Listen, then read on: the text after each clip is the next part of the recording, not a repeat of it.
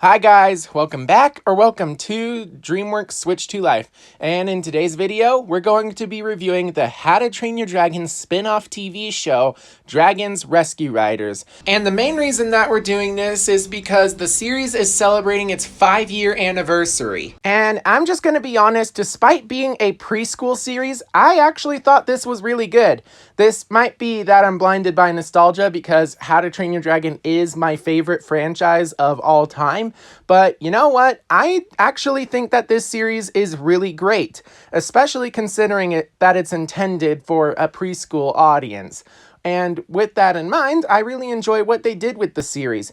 So basically, Rescue Riders is, as the name suggests, basically How to Train Your Dragon meets Paw Patrol. I haven't actually seen Paw Patrol, but it's a very successful preschool series about dogs rescuing people, so it seems like How to Train Your Dragon decided to copy it, and now they have a preschool TV show about dragons rescuing people, and I thought it was done really good. Especially because, well, here's a mind blower. The dragons in this TV show actually talk. Yes, you heard that right. Talking dragons. And prior to this, the How to Train Your Dragon franchise has never had talking dragons. But now dragons are talking all the time. But they do it in a really great way, having the dragons speak their own individual language, which I'm calling Dragonese because in the How to Train Your Dragon book series that the films are based on, the dragons actually do speak in their own language, Dragonese. And in this show, the dragons are speaking their own language that most humans can't understand. The exception is, of course, Dak and Layla, twins who were rescued at a young age by a mother Swiftwing who raised them alongside her own son Winger, and they ended up learning how to speak dragon. I'll tell you what, I'll close my eyes, hold up as many fingers as you want. Ready? Summer, 1, 5, 10. Okay, now she says he gave up. And I thought that was really good, especially considering that, again, way back in the source material for the How to Train Your Dragon films, the dragons spoke their own language. And throughout the series, like the main franchise, we see that the dragons are intelligent enough to communicate with each other, even though most humans don't actually understand what they're saying. And in this series, we finally get to hear what the dragons are saying to each other. Oh, speaking of, if you want to know when this series takes place, it definitely takes place after How to Train Your Dragon Race to the Edge. The reason that's the case is because, well, they talk about how the Deadly Natter was a Sharp class dragon, but now it's a Tracker class dragon. Tracker class wasn't a thing until after Dragons Race to the Edge. So obviously Rescue Riders takes place after Race to the Edge. But the way I see it, I think that it actually takes place after the third movie, and maybe even after the holiday special, How to Train Your Dragon Homecoming. And you might be thinking, wait a minute, didn't all the dragons in the entire world disappear to the hidden world at the end of the hidden world? Well, yes and no. See, while Toothless did command all the dragons to go into the hidden world and leave humanity alone, I'm pretty sure that that's a process that would take dozens of years, and maybe even an entire century, because, well, I mean, we see all the dragons of Berk leave at the end of the film, but having all the dragons in the entire world disappear? Yeah, that's going to be a very, very, very long process. So the way I see it, I think that this series actually takes place a couple of years before How to Train Your Dragon Homecoming, and the reason I say that is because Berk is directly mentioned in the series. Out of 127 sheep and 1 goat entered by a certain island that will remain unnamed, Berk, it's all come down to the final 3. Unfortunately, there aren't really any other connections to the main How to Train Your Dragon franchise, because this is kind of just taking place on its own separate island from the main franchise called Hutsgalore. And because of that, there's not really that many connections. In fact, there's not even a single dragon species from the main franchise that appears in this series, unless of course you count pictures or being mentioned. And because of that, we're actually actually introduced to dozens of brand new dragon species, all of which are actually really cool. But with that in mind, let's talk about the actual show itself. The animation is actually really good, almost as good as the TV show Race to the Edge, and honestly, it's actually really good. Granted, it goes for more of a bright and colorful color scheme than the original franchise, but again, that's just because it's a preschool series. It's meant to be eye-catching. And because of that, I think it actually works. And then, of course, there's the voice acting. I really enjoyed the voice acting for the franchise because a lot of the characters actually managed to shine through.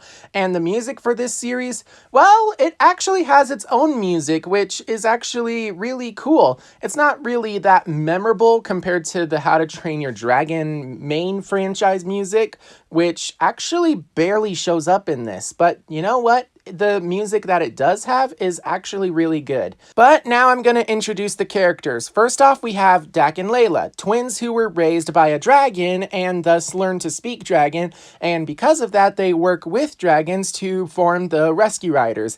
Layla is a bit of a dragon nerd, and she even has her own diary, which she keeps a bunch of dragon facts in.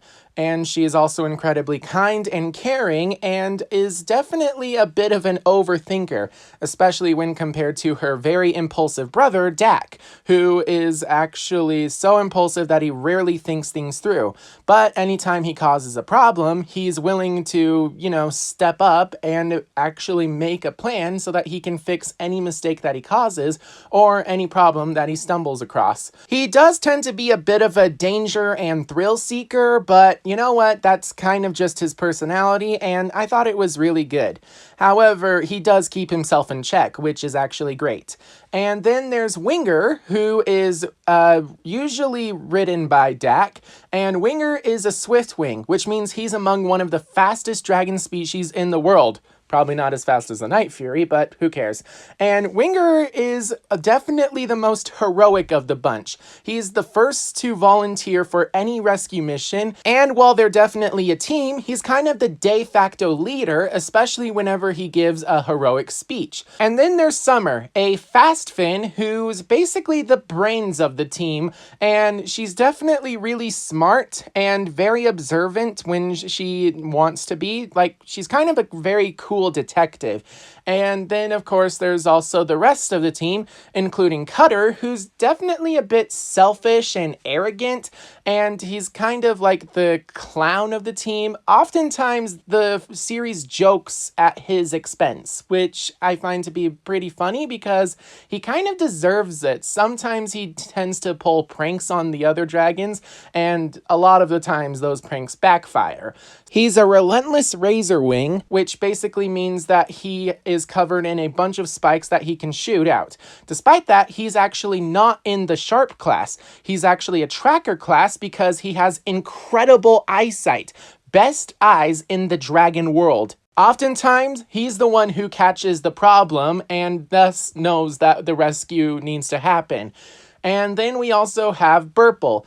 Burple is basically kind of a Gronkle ripoff, but he's actually a rock spitter, so he swallows rocks, but instead of spewing out lava, he actually just spews out the rocks. And he has plenty of room because he actually has 4 stomachs, one for food and the other 3 for pretty much everything else. So Burple is kind of a bit of a softie. He's definitely more kind and caring than a lot of the other team members, and unfortunately, he's also a lot shy. But despite that, he's actually incredibly brave because he keeps rushing into dangerous situations to help rescue not only his friends, but also random strangers that he runs into, which is really good. Now, this is actually the Rescue Rider lineup at the start of the series, but about a few episodes in, we actually meet a new Rescue Rider, Agro, who decides to join the team. She's a Fire Fury who's pretty young and small for her age, and she does have a bit of a snarky attitude, especially because Cutter really keeps getting on her nerves. But despite that, Agro is actually a really great rescue rider because she always tries to put her team above herself. And then, of course, there's the citizens of Hutsgalore, Galore, which the Rescue Riders spend their days protecting, including Chief Duggard the Decisive, who isn't actually very decisive. In fact, aside from letting the Rescue Riders stay in his village, he doesn't really make a lot of decisions for himself or his town. But you know what? The town's pretty peaceful and they don't really need Duggar to make a lot of decisions. And among the peaceful citizens, we have Elbone, who's pretty much accident prone. He's the best fisherman in the entire world, able to catch fish even when he doesn't want to. And unfortunately, he actually doesn't like being a fisherman, so he wants to get himself a new job. But every time he gets a new job, he ends up in danger, so more often than not, the series focuses on the Rescue Riders going on missions to rescue him. And also during these missions, he ends up meeting a bunch of friends, including Rocky, Crystal, and Shelly. And then there's Hanar, who not only made the dragon saddles, but she's also the blacksmith of the town. And she's actually extremely responsible to the point where she actually never needs to be rescued throughout the entire series, which is actually really cool. If anything, she's more so reduced to toolmaker and also a voice of reason. And then, of course, there's Fingard. He's a little kid who is a very big fan of dragons and oftentimes puts himself in reckless danger just so he can be rescued by the Rescue Riders. And, of course, my personal favorite of the citizens of Hutsgalore is actually Morena. She's pretty much a mysterious woman who has a very mysterious backstory. I'm going to let you guys watch the series to figure that out for yourself. And of course, we also have the villains of the series, and among them is another citizen of Hutsgalore, Magnus. Okay, so Magnus isn't really a villain, he's more so the village grump, and he pretty much wants to get rid of the Rescue Riders just because he doesn't like dragons. And unfortunately, he goes about it in a bunch of very bad ways. He's an inventor, but oftentimes he is so rushed in trying to make his machine that there's an overcomplication that he missed, and it causes problems for the village. So, yay, Rescue Riders to the rescue. And unfortunately, in the second season of the series, we see him make a bunch of mechano dragons. Yeah, mechanical dragons that are designed to replace the Rescue Riders and make them obsolete so they'll leave town. Unfortunately, that never really happens because, again, the mechano dragons just keep malfunctioning. Oh, and then, of course, there's also Magnus's shifty little nephew, Axel.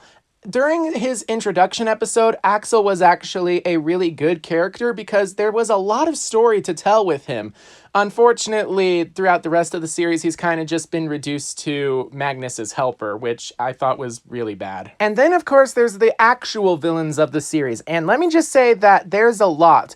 Obviously, there's not really meant to be an overarching story with this franchise, but there actually is, because every time there's a character introduced, they show up in a later episode with a brand new threat, which I thought was really good. Most of the time, the episodes don't really leave off on cliffhangers, but that's okay. So, among these villains, we're introduced to our main trio, the Slinkwings, and they're pretty much just able to turn invisible and shoot goo that makes people stick to things. Lurk is actually the main villain of the series, and I thought he was actually really good because he is kind of pure evil, but even more evil than him is his partner, Visa. And I'm not actually sure if they are dating, but my personal headcanon, they are. And of course, we also have the third member of the group, Snoop. And, well, unlike his other teammates, Snoop isn't actually evil. He's just kind of dim-witted and goes along with whatever they say. But then later in the series, he does get his own personality, realizes all the wrong that they're doing, and he ends up joining the side of good. But it's not just dragons who are the villains, because along with that, we also have humans as villains, mainly pirates. Yeah, I guess instead of having dragon hunters, they decide to have pirates be the main villains. Among them is Weldondo del Mundo, Marina's friend, and also enemy? It's very complicated. And there's a few other pirates that I don't really want to talk about, so let's move on to the actual story. Obviously, since this is a preschool series, there's not really too much of a story. It's just Rescue Riders living in Hutsgalore going on missions to rescue friends friends and also occasionally fight against villains. Yeah, apparently, despite the fact that there are a ton of villains, there's not really that many episodes that focus on the villains. It's mostly just rescue mission after rescue mission, and they're rescuing innocent dragons and people. That's really cool. And throughout the first season, we see the rescue riders collect a bunch of baby dragons who are orphans, and they end up living with them throughout the first season. That is until a forever winged dragon named Grumbleguard, who's pretty much a very old and grumpy grandpa, decides to take care of the baby dragons and raise them, which honestly he does a really good job with them.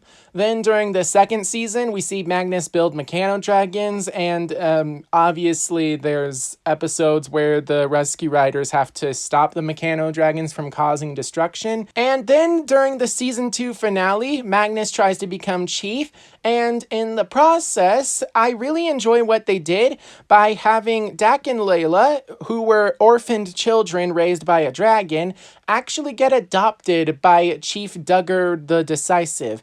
I really enjoyed that because now it's like the rescue riders actually have a family of their own. That's really cool. And then the series kind of takes a break, and we're just given a bunch of double-length episodes advertised as television specials. And the first one, Hunt for the Golden Dragon, sees the rescue riders compete against a bunch of pirates in a race to find the golden dragon egg so that they can, protect the egg from the pirates who just want to take the egg for gold purposes. Then during the second special, Secrets of the Songwing, which is actually my personal favorite episode out of the entire series, we see a Songwing move into Huts Galore, and part of being a Songwing means that she has a very hypnotic voice, and they have a basically musical episode where the Songwing becomes a songstress and hypnotizes all of the dragons in the entire Huts Galore area, including some of the rescue riders themselves. And we also get the chance to see the Songwing hypnotize the humans of Huts Galore. And I thought it was just really great. And then the third episode is more or less a Christmas special where the rescue riders celebrate Odin Yule with the citizens of Huts Galore, but in the process they discover baby chill blaster dragons that they have to rescue and take care of, and then they have to find the chill blaster parents. And after all of that, the series is canceled at Netflix. So you can still watch the first 26 episodes of the series on Netflix, as well as the 3 double-length episodes, but unfortunately the series was moved over to another streaming service, Peacock, for seasons 3, 4, 5, and 6. It was actually given a brand new title, Dragons Rescue Riders Heroes of the Sky, and during the 24 episodes on Peacock, we see the rescue riders are introduced to a bunch of crystals, and the crystals actually have powers that affect dragons. For instance, blue crystals can actually amplify dragons' powers, making it so that their blasts are way more powerful. They also have red crystals, which completely take away dragons' powers, and then yellow crystals do something else entirely to dragons' powers. But we're also introduced to the lost city of Villainous, which is basically an Atlantis ripoff, basically how it's actually the first city in the entire world to have dragons move in with humans and have them coexist together. I always thought that the first person to do that was Hiccup from the main franchise, but I guess not. And then the series ends after just 24 episodes on Peacock. So in total, if you count the double-length episodes as 2, there are 56 episodes in this entire series.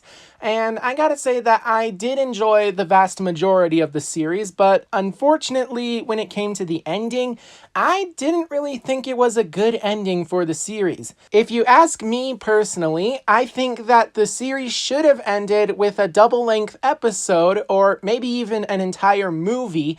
And personally, I think that it would be really fun if this movie was actually a crossover with the main How to Train Your Dragon series.